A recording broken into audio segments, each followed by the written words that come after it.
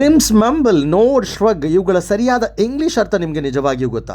12 ಪದಗಳು ಉಚ್ಚಾರಣೆ, ಸರಿಯಾದ ಅರ್ಥ ಹಾಗೂ ಉದಾಹರಣೆ ಒಂದೇ ನಿಮಿಷದಲ್ಲಿ ಕಲಿಯಿರಿ. ನಂಬರ್ 1 ಗ್ಲಿಮ್ಸ್, ಒಮ್ಮೆ ನೋಡು. ಐ ಗ್ಲಿಮ್ಸ್ಡ್ ಎ ಬರ್ಡ್, ನಾನು ಒಂದು ಹಕ್ಕಿಯನ್ನು ಒಮ್ಮೆ ನೋಡಿದೆ.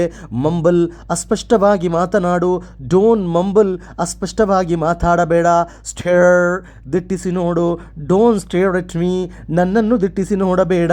ಗೇಜ್, ಗಮನದಿಂದ ನೋಡು, ಕೇರ್ಫುಲ್ ಆಗಿ ನೋಡು ಎಂಬ ಅರ್ಥ. ಶಿ ಗೇಜ್ಡ್ ಅಟ್ ದ ಸ್ಟಾರ್ಸ್, ಅವಳು ನಕ್ಷತ್ರಗಳನ್ನು ಗಮನದಿಂದ ನೋಡಿದಳು. ಪೀಕ್ ಅಂದರೆ ಇಣುಕಿ ನೋಡು. ಹಿ ಪೀಕ್ಡ್ ಥ್ರೂ ದ ವಿಂಡೋ, ಅವನು ಕಿಟಕಿಯಿಂದ ಇಣುಕಿ ನೋಡಿದನು. ಸ್ನ್ಯಾಚ್ ಅಂದರೆ ಕಸಿದುಕೋ ಎಂಬ ಅರ್ಥ. ಹಿ ಸ್ನ್ಯಾಚ್ಡ್ ಮೈ ಫೋನ್, ಅವನು ನನ್ನ ಫೋನನ್ನು ಕಸಿದುಕೊಂಡನು. ಸ್ಕ್ವೀಸ್ ಅಂದರೆ ಹಿಂಡು. ಸ್ಕ್ವೀಸ್ ದ ಲೆಮನ್, ನಿಂಬೆಯನ್ನು ಹಿಂಡು. ಟೋಸ್ ಅಂದರೆ ಎಸೆ. ಟೋಸ್ ದ ಕಾಯಿನ್, ಕಾಯಿನನ್ನು ಎಸೆ. ಗ್ರ್ಯಾಬ್ ಅಂದರೆ ಹಿಡಿದುಕೋ.